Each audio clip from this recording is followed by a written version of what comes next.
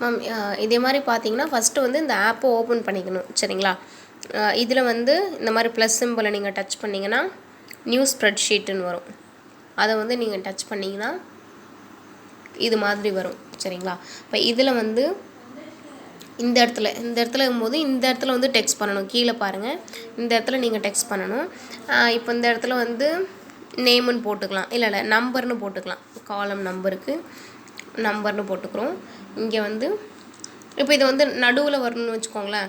இதை அப்படியே நம்ம செலக்ட் பண்ணிக்கணும். கீழே இப்படி இழுத்திங்கன்னா இந்த ஒரு பொட்டு மாதிரி தெரியுது பார்த்தீங்களா, இதை கீழே இழுத்திங்கன்னா இப்படி வரும். இங்கே கீழே இருக்குது பாருங்கள் 1 2 3, இதில் நடுவில் வச்சிட்டிங்கன்னா நடுவில் வந்துடும் சரிங்களா. இப்போ நடுவில் வந்துருச்சுன்னா இங்கே வந்து 1 1 2 அப்படின்னு இங்கே வந்து நீங்கள் நம்பர் போட்டுக்கிட்டே வந்துடலாம். அதே மாதிரி இதில் வந்து பார்த்திங்கன்னா நேம் கொடுக்குறீங்க. அதே மாதிரி இதை வந்து சின்னதாகவும் ஆக்கலாம் நம்பரை. பாருங்கள், இந்த வந்து 2 இது இருக்குங்களா, இப்படி நான் இழுக்கிறேன், உங்களுக்கு தெரியும்னு நினைக்கிறேன். ஸோ இது மாதிரி நீங்கள் இப்படி இழுத்தீங்க அப்படின்னா இப்படி வந்து சின்னதாகிடும் சரிங்களா. அது மாதிரி இந்த இடத்துல வந்து நேம் போட்டுக்கணும். இது மாதிரி நம்பர் இது வரும்போது இந்த இடத்துல ஏ இருக்குல்ல, ஏன்னு வந்து நீங்கள் மாற்றினீங்கன்னா உங்களுக்கு நேம் வந்துடும். நீங்கள் டைப் பண்ணிக்கலாம் நேம். இந்த மாதிரி நீங்கள் அங்கே எடிட் பண்ணணும்னா இங்கே எடிட் பண்ணணும் சரிங்களா. நேமுக்கு இந்த இடத்துல எடிட் பண்ணணும், இங்கே தான் நீங்கள் டைப் பண்ணுமே தவிர மேலே டைப் பண்ண முடியாது. ஸோ அதே மாதிரி இந்த இடத்துல வந்து இப்போ உங்களோட பேரே போட்டுக்கலாம்.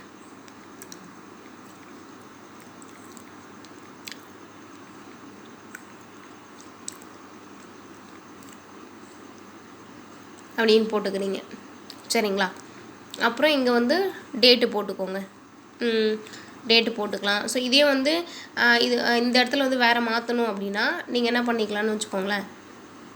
இதை வந்து அப்படியே கீழே ஒரு ஸ்டெப்பு கொண்டு வந்துக்கலாம். அப்படி செலக்ட் பண்ணி இங்கே பாருங்கள் மூவ் ஆகும். இப்படி லைட்டாக டச் பண்ணி லாங் ப்ரெஸ் பண்ணி எடுத்திங்கன்னா இப்படி கொண்டு வந்துட்டோன்னா இங்கே வந்து நம்ம டேட் போட்டுக்கலாம் சரிங்களா. இப்போ இதை வந்து சின்னதாக்கிக்கலாம், இப்படி சின்னதாக்கிக்கலாம். நல்லா பாருங்கள், இப்படி சின்னதாக்கிக்கலாம், இப்படி சின்னதாக்கிக்கலாம், அப்புறம் இப்படி சின்னதாக்கிக்கலாம் சரிங்களா.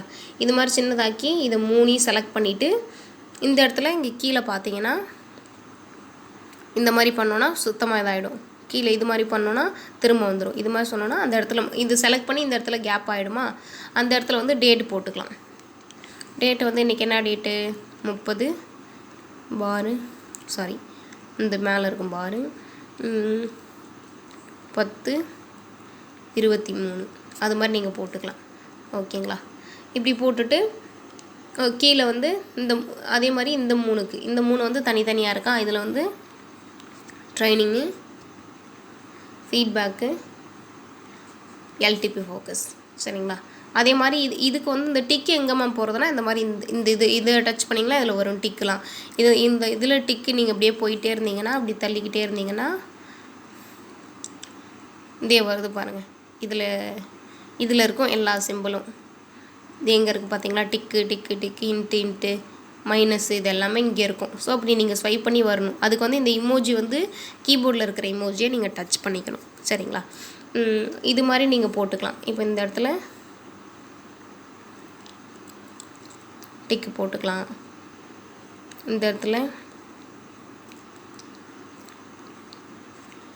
ஆப்ஷன் போகுதுன்னா போட்டுக்கலாம். எல்டிபி ஃபோக்கஸில் அவங்க ஃபோக்கஸ் பண்ணாமல் இருக்காங்கன்னா மைனஸ். இந்த மாதிரி நீங்கள் பண்ணிக்கலாம் சரிங்களா.